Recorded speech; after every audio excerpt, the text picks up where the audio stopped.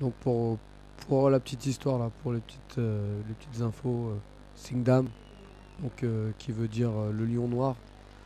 Voilà, donc ça c'est. Vous pouvez retrouver tous ces noms sur le site de Serge Trophy, siamfightmag.com, où il décrit vraiment tout sur les noms des boxeurs thaïlandais, sur les camps. Vous pouvez y retrouver plusieurs reportages. Et Sindam, on avait le français Daniel Alamos, qui lui aussi est surnommé le lion blanc, le lion noir, Voilà. alors qu'a fait son entrée sur le ring Senchai.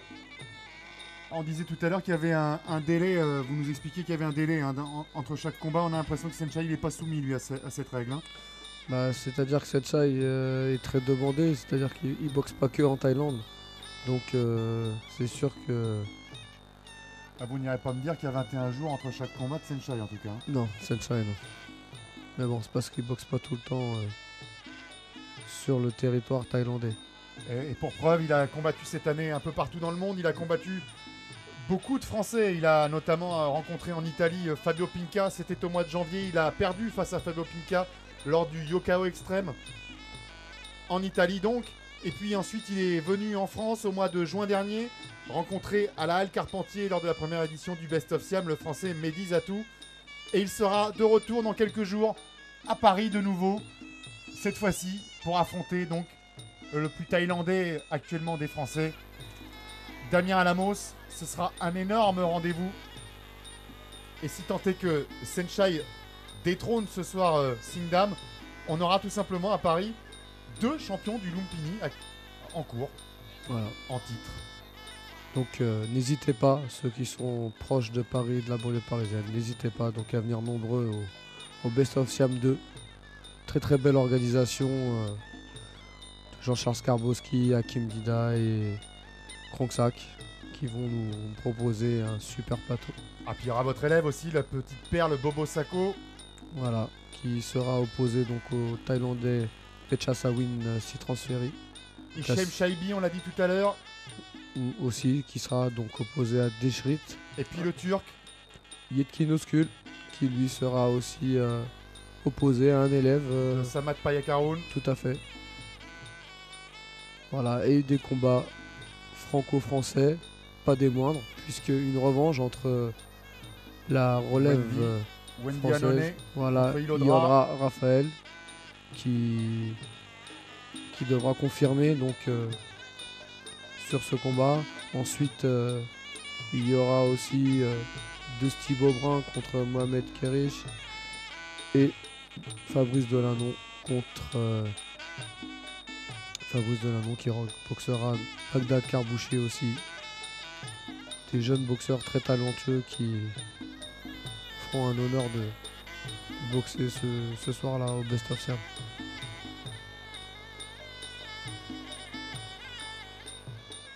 Vraiment un super plateau qui nous attend le 22 à la Halle Carpentier.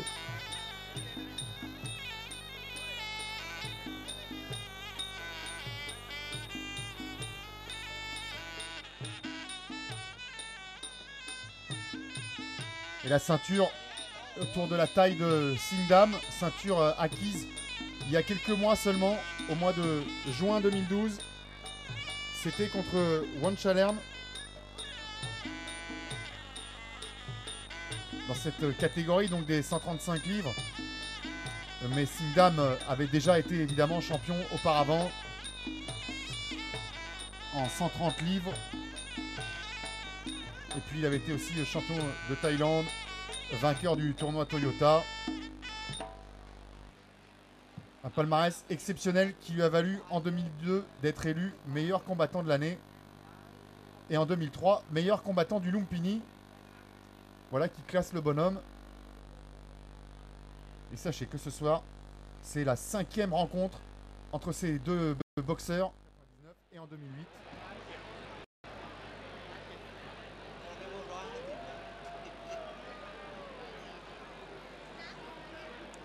Voilà. Les hostilités vont bientôt commencer.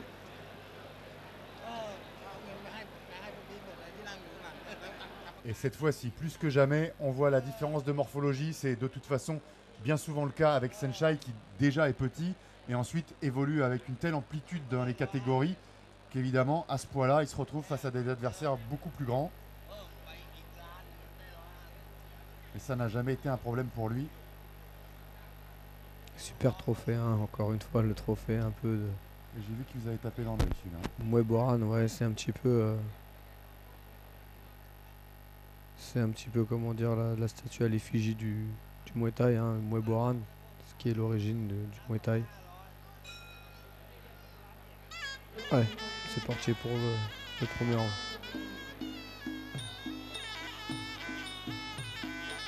Ah, quand il vient en France, quand il se déplace en Europe, d'une manière générale, c'est vrai que Senshai est assez fantasque. C'est sans doute qu'il peut se le permettre face à une opposition moindre. Mais là, face au champion du Lumpini, il va falloir qu'il soit certainement plus appliqué, plus sérieux, plus concentré, plus académique, on va dire. Mais en même temps, Senshai académique, ça fait pas vraiment bon ménage. Alors on ne sera pas surpris de le voir essayer de placer son coup de pied spécial.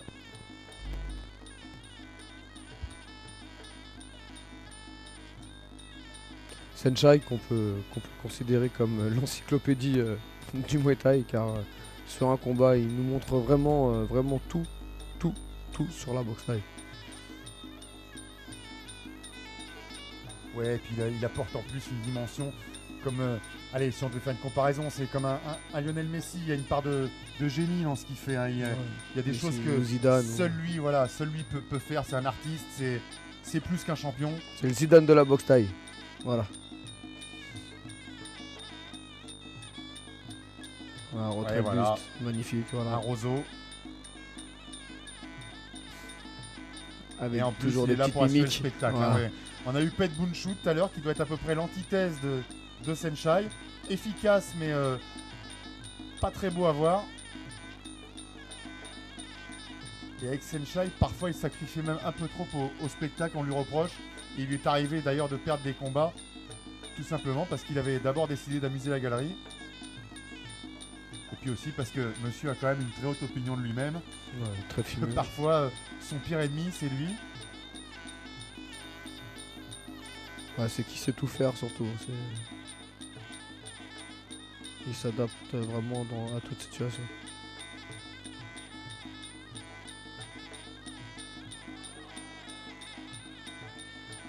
Et en face, son adversaire, il est bien appliqué.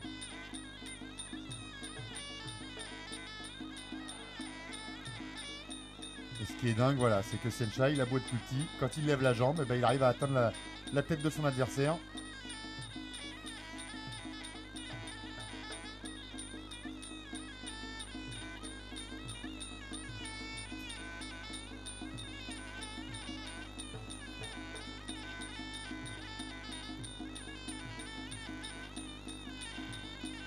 L'opposition gaucher-droitier, encore une fois. Oh, redoutable. Le low kick, là, il en a fait tomber son adversaire. Voilà, c'est ça. C'était une belle ponctuation pour ce premier round.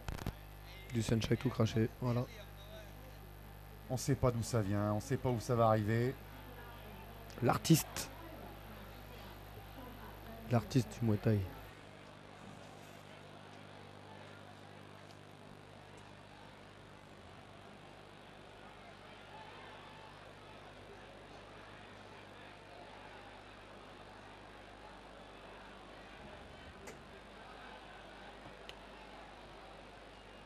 Et un premier round, donc vous y êtes habitué maintenant, qui aura consisté quand même principalement à s'observer, à laisser les parieurs faire leur boulot.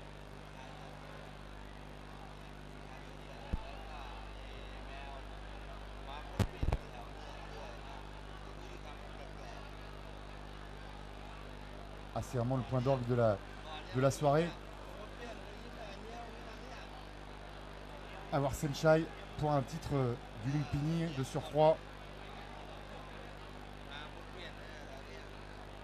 On a déjà vu des belles choses dans ce premier round. Quand on sait que le combat, vous n'avez cessé de nous le répéter, tout au long de cet événement. Le combat ne démarrera vraisemblablement vraiment que dans un round ou deux. Tout à fait. C'est quand même assez prometteur. Ils vont nous régaler, j'espère. Est-ce que vous avez assisté ne serait-ce qu'à un seul combat de Senshai qui soit décevant? Non, très rarement.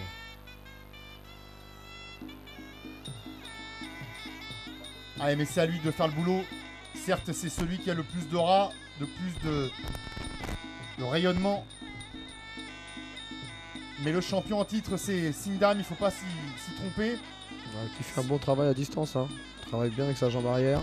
Ah bah lui, il a tout intérêt pour l'instant, évidemment, à rester à cette distance-là, effectivement, à se servir de son avantage d'allonge.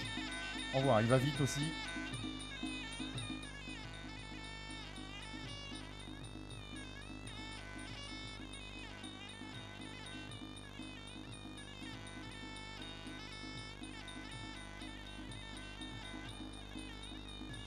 Pour l'instant, c'est Dame marque ses points. Hein.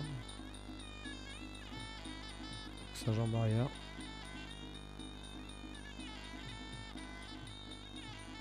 Disons que pour l'instant, chacun fait bien son boulot. Sindam est le champion, il attend. Et c'est quand même si Sindam travaille, c'est quand même Senshai qui a l'air d'être à l'affût. En marche avant, il est en train de chercher la faille, l'ouverture. Mais il prend des coups. Mais effectivement, il prend des coups. Parce que pendant qu'il cherche cette faille, il est peut-être un peu trop attentiste. Enfin, il n'y a rien de définitif avec lui.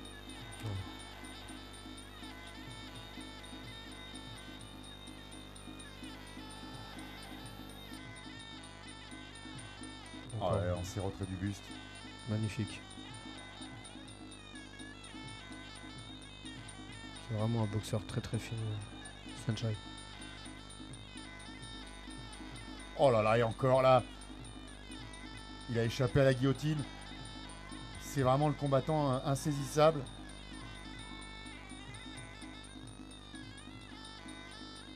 Fait penser un peu à un Sweetpea Whittaker en boxe anglaise. Ce genre de boxeur extrêmement expérimenté.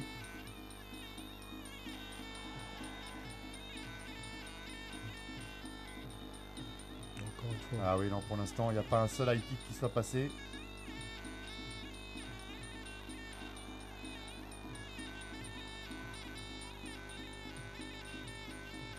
Mais il est appliqué, Sindam. Hein. Ouais, il est très concentré, il est dans son combat. Il est bien protégé. Il prend pas de risque. Bras avant, jambe arrière. Voilà.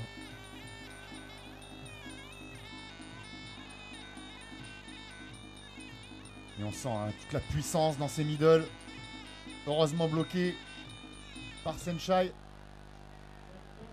Fin du deuxième round. Un léger avantage. Hein. La Sindam quand même. Sindam, c'est vrai.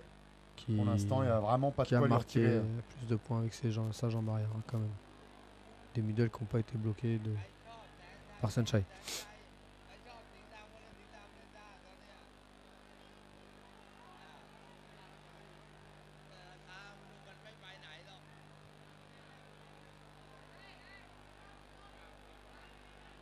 Bon, il n'y a pas d'inquiétude encore pour l'instant dans le camp du challenger. On est très serein aussi dans le coin rouge.